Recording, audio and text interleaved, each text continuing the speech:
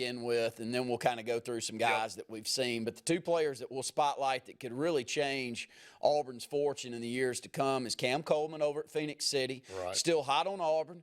Came back again this past weekend. Really good to just have him back at the school. And even if he's only there a day or a few hours, it's positive to get him around those guys. And I think that you would agree that the wide receiving core is one that we're maybe more deficient in than anything else that we're seeing out there on the field in comparison to the top competition that we're up against. So Cam Coleman would really close the gap there. And then Ryan Williams. And I know he's a 2025 guy, but he's an early enrollee potentially.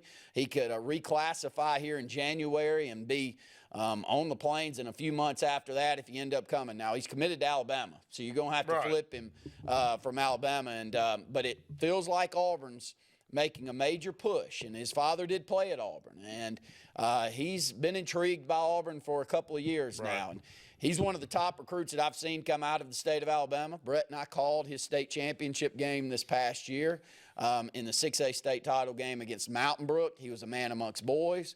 They moved him all over the field. It wasn't only leave him out there at receiver and get the football to him, Brett. They brought him in motion, flipped it to him.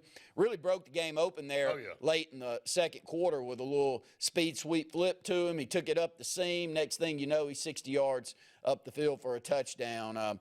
He rushed for about 2,300 yards, I think, last year, and he caught for another 1,100 or 1,200 yards. He was Mr. Football, the first one in the state of Alabama as a sophomore. He's special. If you were to get those two, you could change your fortune really quick, because then you could go get a very solid quarterback, and you have top-notch receivers like that on the perimeter.